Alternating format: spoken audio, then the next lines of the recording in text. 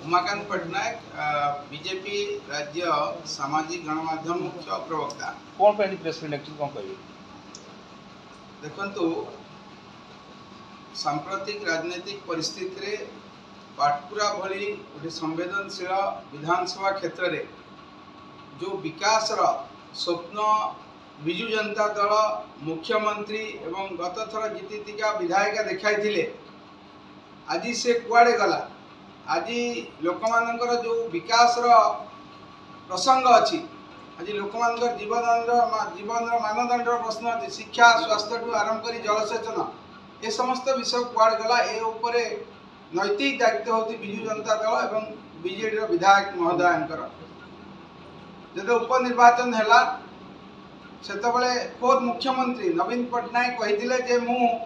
पाटकुरा दायित्व नेली जे आपण माने विजु जनता दल को मते जिताइबे आ पाटकुरार विकास दायित्व मु निजे नेली। अनेक जगह एक कथा कहचंदी पाटकुरा मध्ये कहचंदी आमे आज प्रश्न करबा को चाहूछु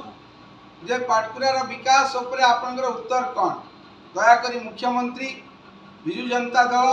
जिला संगठन एवं विधायिका खुद बा तांकर जो परिवार बा चलती तांको पुओ आ ऊपर उत्तर रखंतु। आज आपण जो कृषि प्रधान जिला अच्छी पाटकुरा मध्य आमर दीपांचल क्षेत्र अच्छी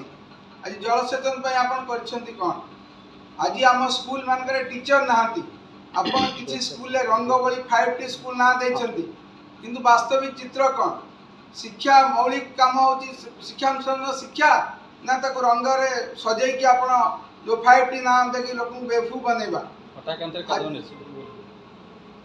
से भी विषय अच्छी। आ स्वास्थ्य विषय देखिले आमर जो मेन डाक्तरखाना अच्छी आमर पाटकुरार अच्छी बा इठी जो ऊपर डाक्तरखाना सब अच्छी CSC PSC तार अवस्था कौन केते डाक्तर अच्छी कहीं डाक्तर नहांती। आज आज आज कॉलेज जो प्रमुख कॉलेज आमर LN कॉलेज कोरुआ अच्छी आज डेराबिस भी जो कॉलेज अच्छी सिटी कौन पाई आज अध्यापक खाली अच्छा आज कौन पाई सिटी आपण माने 5T आधार एटी उत्सव बनाऊँगी कि वास्तविक पक्षे शिक्षा रेडी कौन चलती कौन पे अध्यापक ना कौन पे लैबोरेटरी व्यवस्था ठीक से ही नहीं। आज परीक्षा समय आप ये उत्सव बन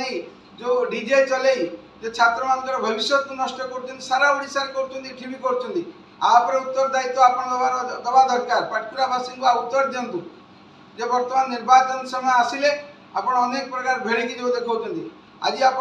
बस कथा आज रास्ता घाट कथा कहले आम नेशनल हाईवे जो प्रमुख रास्ता जोटा सदर महकुमा आम ब्लॉक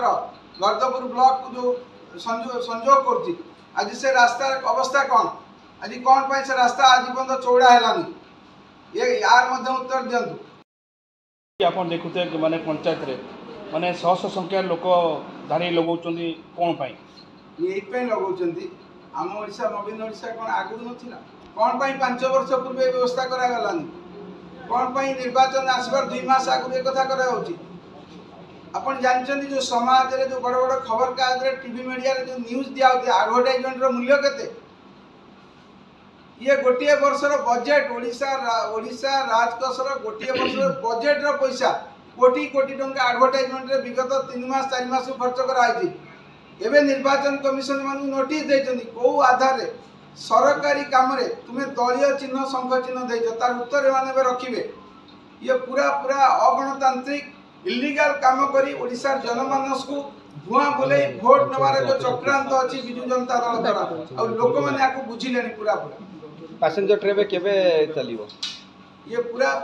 जो दिन लोकार्पण हबो परदिन 5 तारिख माननीय प्रधानमंत्री द्वारा सेही नटू चलिबो। आज तो ट्रायल चलछि अपन मान देखि पारे केन्द्रापड़ार प्रमुख समस्या होची केन्द्रापड़ारे मेडिकल कॉलेज प्रतिष्ठा दाबी जहाँ के आपण निजे